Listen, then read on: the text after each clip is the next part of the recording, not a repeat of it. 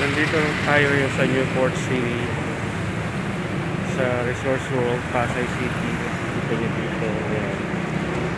Punong-puno ng alikabok ang mga daan. As you can see, ang mga tao dito naka gas mask. Nakikita nyo rin yung sky. Ito po yung alikabok start.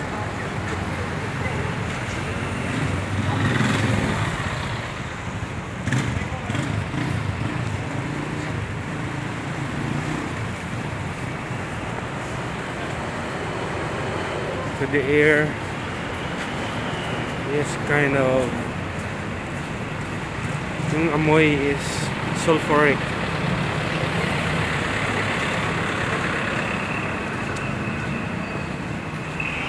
So no one is spared. Alam naman natin na ang area na to is A-class kasi nandiyan ang Resorts World, nandiyan ang mga hotels, dito ang Savoy Hotels. But again, no one is spared. Everyone is affected.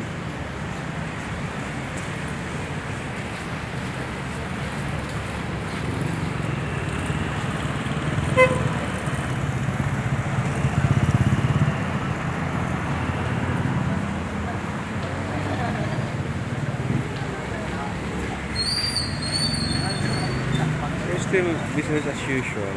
Yung mga tao tuloy lang ang buhay nila.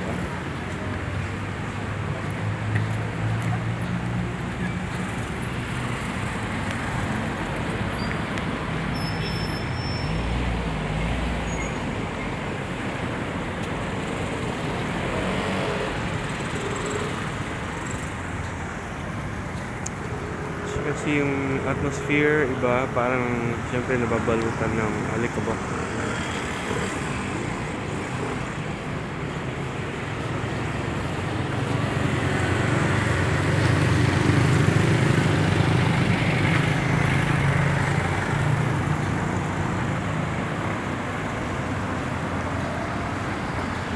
Tumutok ang bulkan, ang Taal Volcano around 5:30 in the afternoon. I was actually on my way here.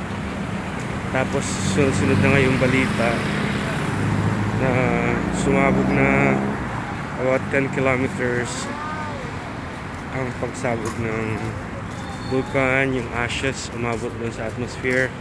Sa mga nakaranas ng pagputok ng Mount Pinatubo noong 1991, this is not new.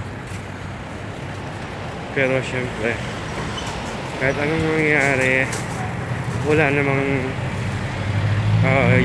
wala namang sanay sa mga ganitong sakuna.